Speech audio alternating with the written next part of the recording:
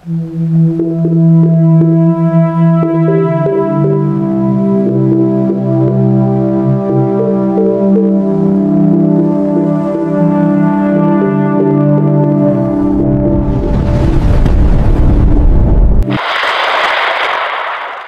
ang update ukol sa maging lagay ng ating panahon.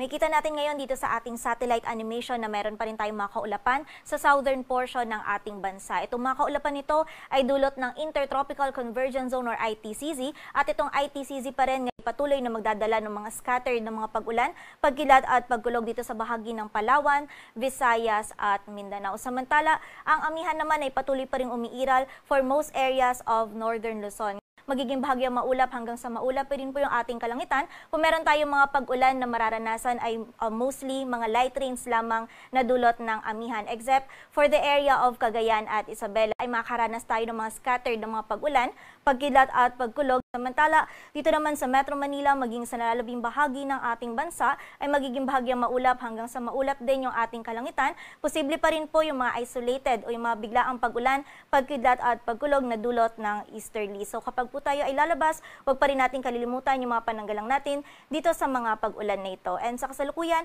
ay wala tayong minomonitor pa na bagyo or low pressure area na maaaring makaapekto dito sa ating bansa. Dito naman sa bahagi ng Ilocos Region, Cordillera Administrative Region at rest of Cagayan Valley ay magiging bahagyang maulap hanggang sa maulap rin po yung ating kalangitan. Kung meron pa rin tayong mararanasan ng mga pag-ulan, mostly mga light rains lamang po na dulot ng amihan. Samantala, dito naman sa Metro Manila, maging sa rest ng Central Luzon, Calabarzon, dito rin sa bahagi ng Mindoro Provinces, Romblon at sa area ng Marinduque, maging dito din sa bahagi ng Bicol Region, magiging bahagyang maulap hanggang sa maulap din po yung ating kalangitan. May kainitan yung panahon sa tanghali at posible pa rin yung mga biglaang pag-ulan, pagkilat at pagkulog na dulot ng easterlies. Agwat ng temperatura dito sa Metro Manila ay mula 24 to 32 degrees Celsius. Samantala, ina-expect po natin na medyo bababa yung axis ng ITCZ, ngunit patuloy pa rin po ito magdudulot ng mga pag-ulan sa bahagi ng Palawan at buong bahagi ng Mindanao. So posible pa rin po yung mga scattered ng mga pag-ulan, pagkilat at pagkulog for these areas. And sa bahagi naman po ng Visayas, mababawasan na yung mga pag-ulan na ating mararanasan, ngunit posible pa rin po yung mga biglaang pag-ulan, pagkilat at pagkulog lalong-lalo na dito sa may area ng Eastern Visayas na dulot naman ng easterlies.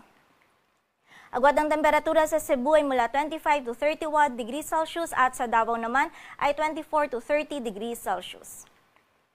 Para naman po sa lagay ng dagat baybayin ng ating bansa, wala tayong nakataas na gale warning, ngunit iba yung pag-iingat pa rin para sa mga kababayan natin na maglalayag dito sa may northern and western seaboards ng northern Luzon sapagkat magiging katamtaman hanggang sa maalon pa rin po yung lagay ng ating karagatan. And most likely, by Tuesday onwards, posible din po maging mas maalon pa yung lagay ng karagatan natin dito sa area ng extreme northern Luzon dahil po sa ina-expect natin na surge ng northeast monsoon sa mga susunod na araw.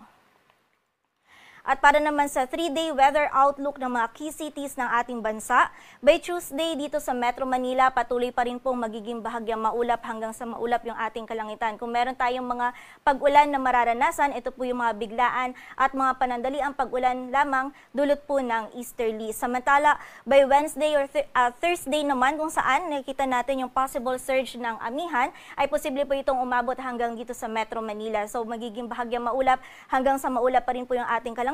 Bahagyang malamig po yung panahon natin, lalong-lalo na sa madaling araw. At kung meron po tayong mga pag-ulan na mararanasan, usually ito po ay mga light rains na dulot ng amihan. Agad ang temperatura sa Metro Manila ay mula 24 to 32 degrees Celsius. Samantala, sa area naman ng Baguio City, from Tuesday to Thursday, patuloy pong magiging bahagyang maulap hanggang sa maulap yung ating kalangitan. May kalamigan po yung panahon na mararanasan at expect po natin yung mga may hinang pag-ulan or pag-ambon pa din na dulot ng amihan. And for the area naman ng Legazpi City, by Tuesday ay kung meron po tayong mga pag-ulan ay mga isolated na mga pag-ulan, pagkilat at pagkulog lamang. Ngunit pagdating po ng Wednesday at Thursday, posible pong tumaas yung possibility ng mga scattered na mga pag-ulan, pagkilat at pagkulog. Dulot po ito ng shear line. So pag-iingat po para sa ating mga kababayan dyan. Agwat ang temperatura sa Baguio City ay mula 16 to 23 degrees Celsius at sa Legazpi naman ay 24 to 30 degrees Celsius. Samantala, dito naman sa bahagi ng Metro Cebu, Iloilo City at Tacloban City, simula po ng Tuesday hanggang Thursday, patuloy pa rin magiging bahagyang maulap hanggang sa maulap yung ating kalangitan. Kung meron po tayong mga pag-ulan, usually ito po yung mga isolated o yung mga biglaang pag-ulan, paggilat at pagkulog na dulot ng easterlies. But posible pa rin pong maging kung minsan ay mga malakas po yung mga pag-ulan na ito, kaya naman doble ingat pa rin para sa ating mga kababayan. Agwat ang temperatura sa Cebu ay mula 25 to 32 degrees Celsius. Dito naman sa Iloilo City ay 24 to 32 at sa Tacloban naman ay 25 to 32 degrees Celsius. Samantala, dito naman sa bahagi ng Mindanao, most likely dito po sa area ng Metro Davao, Cagayan de Oro City at Zamboanga City from Tuesday to Thursday din.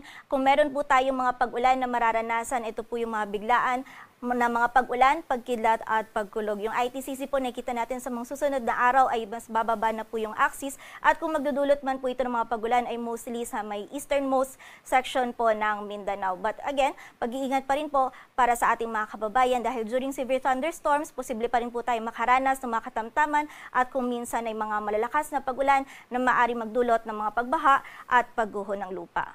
Agwat ang temperatura sa Metro Davao ay mula 24 to 32 degrees Celsius. Sa Cagayan de Oro City naman ay 24 to 32 at sa Zamboanga City ay 24 to 33 degrees Celsius. Dito sa Metro Manila, ang sunset natin ay 5:24 ng hapon while ang sunrise natin ay bukas ng 5:58 ng umaga.